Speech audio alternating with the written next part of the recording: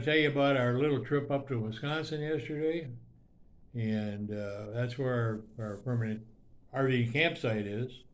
Wanted to go up and check out what the snowpack was like and how the trailer is, how the RV is wintering winter weather up there. We got up there, no problem, nice drive. We got up and found out the snowpack is pretty deep up there. It's well over a foot.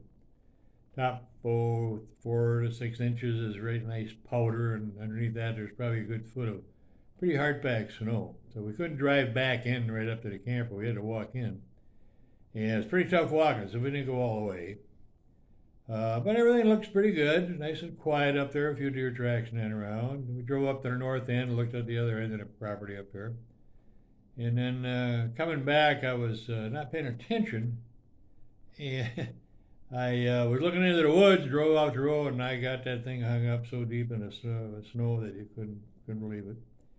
So anyhow, we had to we had to walk over to the campsite, and we had to try to get it. We got a shovel out of there. We tried to shovel out, but we were bottomed out there. So we walked down the road to our neighbors down there, a very nice gentleman. And he opened the door. He said, "What? You get stuck?"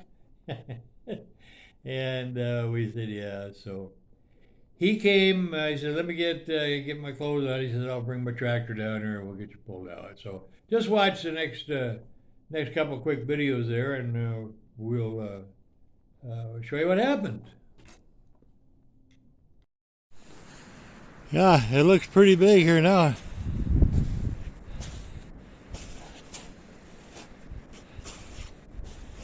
This is what it looked like in the winter with about a foot of snow or more on the ground. And looks like everything is sitting all right. And just a few deer tracks. And nothing sprouting out of the garden yet. Okay, so that's what the camps or the RV site looks like. Nice and peaceful out there. That back trailer you saw way in the back, we're going to move that out. And this is where we're going to put all the, we're going to put the holding tank in, and we're going to do the welder and a few other things there. That'll be coming up in follow-on videos. So take a watch of this next one, because you're going to enjoy this one where I drove into the road. Well, you don't see me driving the road, but you see how bad it was. So.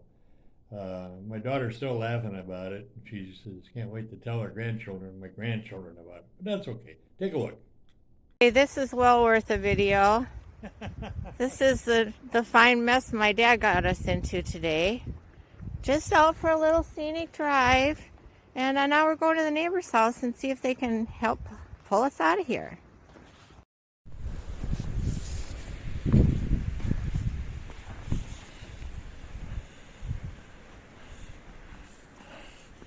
Alright, here's what I did. Wasn't paying attention to the road. And I was looking at the woods, and I buried myself. And there comes my daughter walking down the road looking for what to do. Good thing we got a good neighbor, because here he comes. That video you just watched of me driving out the road and into the ditch, that's what my daughter calls camper capers. We're going to be going up there in late March and start some of the work we need to get done.